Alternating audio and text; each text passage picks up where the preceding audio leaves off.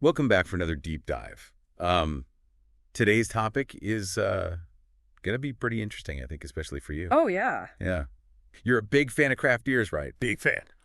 Well, get this, we're going way back to like the 19th century Okay. to explore how this scientist's obsession with like tiny little organisms Huh. led to like all the different beers that we can enjoy today. Wow. It's pretty crazy. And the sources that we're using for this are some excerpts Okay. from a blog post on the U.S. National Archives website Okay. about Louis Pasteur and his work with beer. Wow. That's, it's fascinating to think about how we just take for granted now. Right. Being able to just like grab a beer Yeah. from any part of the world. Exactly. It wasn't always this way. Yeah, so let's think about the 19th century for a sec. Okay. Before we had refrigeration and all that.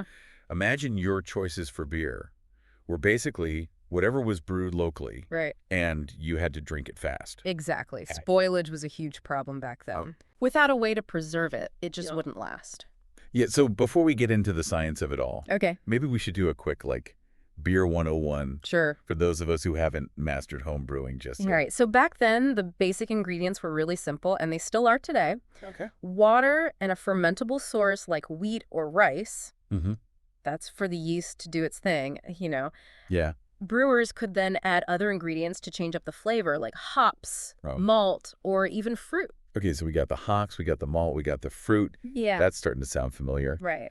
But where does our science hero come into the picture? Yes. Enter Louis Pasteur, Okay.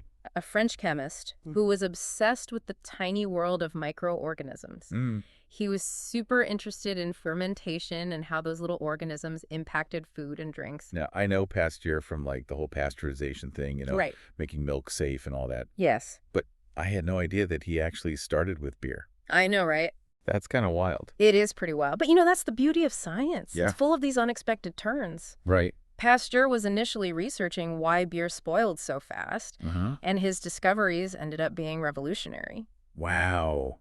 So this brings us to the heart of our deep dive. Okay. Pasteur's 1873 patent. Right. It's patent case file number 141,072. Okay. It's for an improvement in the manufacture of beer and yeast. Interesting. And this is housed in the U.S. National Archives. Wow. And what's groundbreaking about this patent is that it shows Pasteur's realization that it wasn't the yeast itself that caused the beer to spoil, but the bacteria that grew along with it Oh, wow. during fermentation. So he's looking at these like microscopic organisms Right.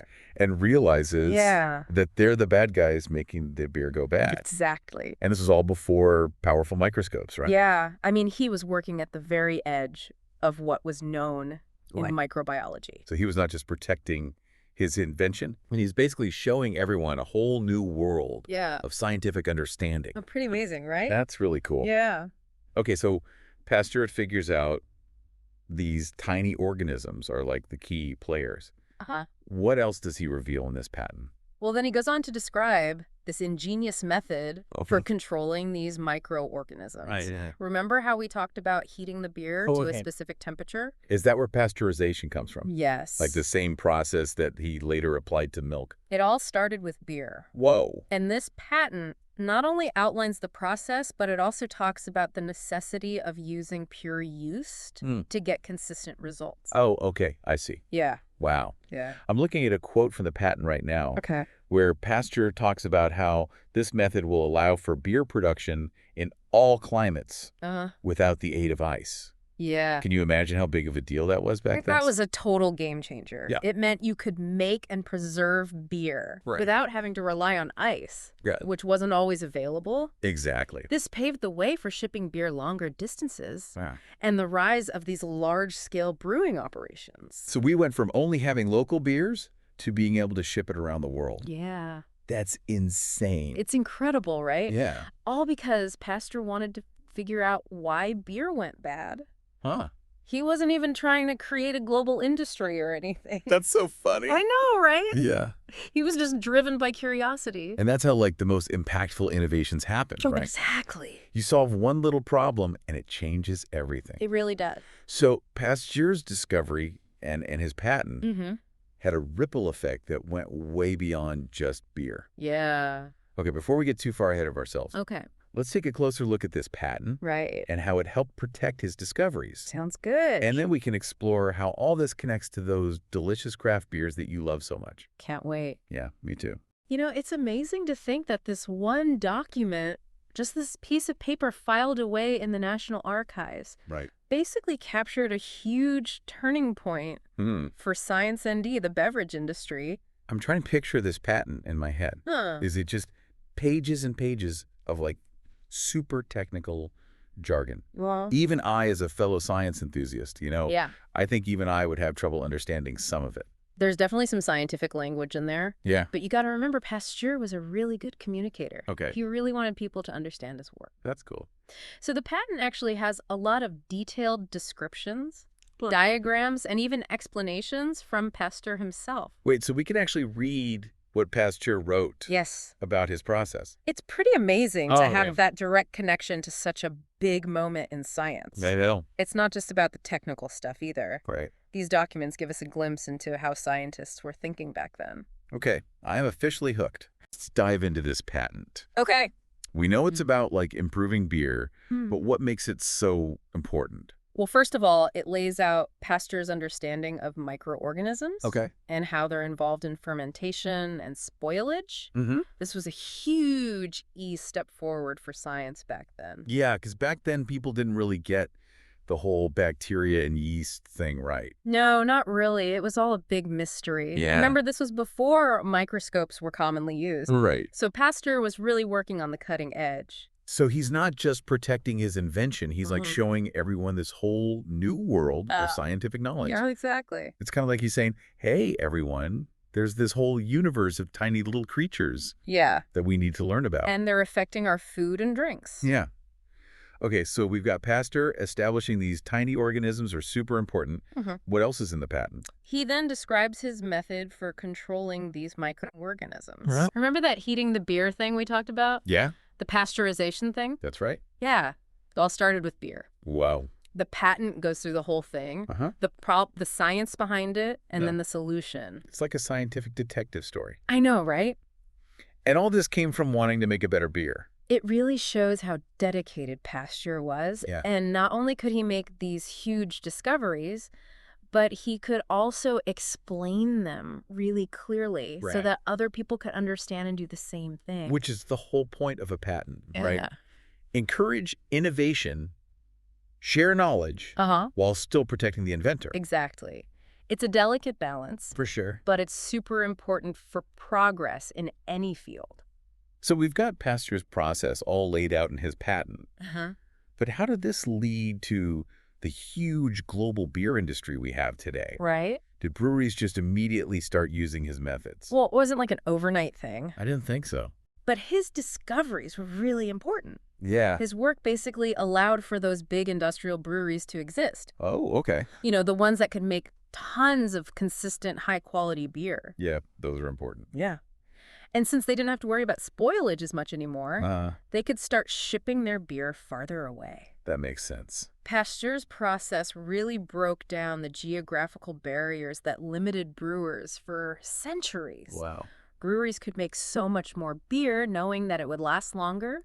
Right. And that led to bigger brands that could reach more people. It's like a chain reaction. Yeah. Science leads to innovation, and then bam. Exactly. Huge economic opportunities. That's a great way to put it. It shows why Pasteur's work is so important.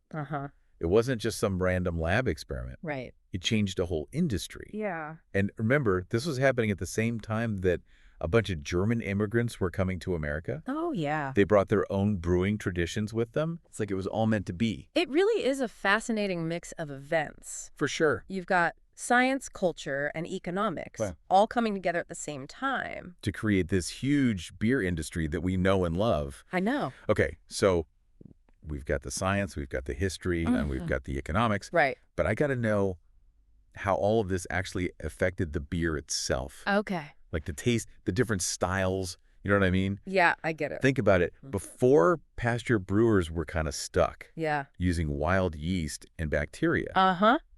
So the beer could taste totally different from batch to batch. Exactly. Some batches might have been awesome. Yeah. And some might have been Not so awesome. Yeah. But you know, it's funny. That's kind of what we love about craft beer today, isn't it? That's true. All those unique flavors. Yeah. But back then, that inconsistency was a big problem. Huge problem. Yeah. And what Pasteur's work did was bring consistency. Brewers could finally control the fermentation process so they could make a more predictable beer. Right. This was really important for developing specific beer styles, Okay. like lagers and ales, ISIS. where consistency is super important for the flavor. It's insane to think that one scientist's work, Yeah. just because he was curious about why beer spoiled, I know. led to both the mass production of beer, A&D, all these different styles we have today. It's amazing. Pasteur's discoveries didn't just standardize brewing. Right. It also kind of freed brewers up in a way. In a way, yeah. They could finally understand and control the science behind it all. So they could experiment with new ingredients and stuff with a level of precision that they never had before. And that's how we got all the amazing beers we have today. Exactly. From those light, crisp Pilsners Yes! to those rich, dark stouts, those hoppy IPAs, those tart sours. All of them. It's incredible. It really shows how creative and ingenious brewers are. They took the science that Pasteur and other scientists figured out and just ran with it. Okay, I got to ask. When all those German immigrants came over, did they bring any specific brewing techniques or traditions Oh, yeah. that influenced American beer? Absolutely. What kind of stuff are we talking about? Well, we can thank German immigrants for introducing a technique that really helped shape the flavor of a lot of classic American beers. Okay, I'm all here. It's called decoction mashing. Decoction mashing. Okay.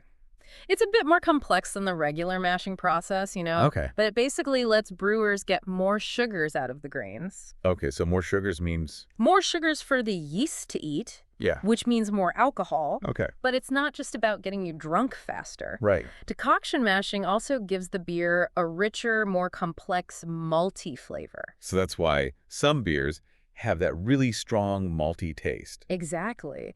And think about this. A lot of those German immigrants back then settled in the Midwest, especially in places like Milwaukee and St. Louis. And those cities became like major brewing hubs, right? Yeah.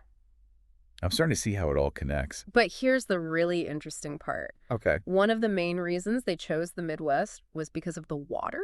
Water, like just regular water. Yep. I always thought water was like the same everywhere. Not when it comes to brewing. The kind of water you use makes a huge difference. Oh, really? Yeah.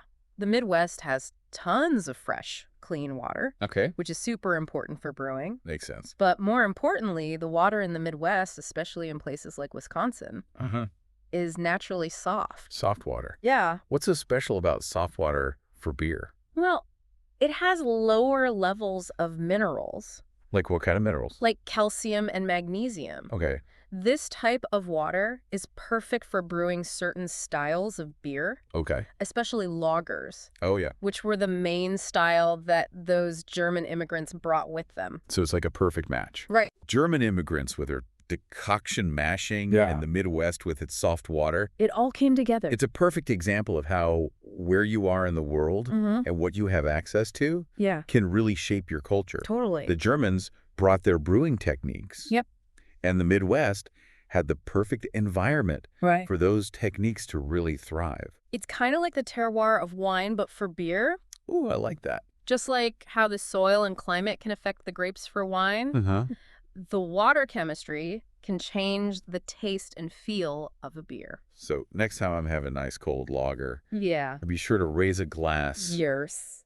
to both those German brewing traditions and the awesome water of the Midwest. It's all connected. And we can't forget about the real stars of the show. Oh, yeah. Who's that? The yeast and bacteria that make it all happen. The little guys. I know. Pasteur helped us understand them, but they're the ones doing all the work. Well, I think we've officially explored the world of beer. We did it. We went from those spoiled suds of the past to the science-backed beers we love today. It's been a journey. It's crazy to think that something as simple as a beer has such a long and complicated history. It really is a story of science and culture and how humans have always been fascinated with fermentation. That's so true. So next time you're having a beer with friends, make sure you tell them all about this stuff. Yes, spread the knowledge. They'll be amazed. Well, that's all the time we have for this deep dive. Thanks for listening, everyone. See you next time.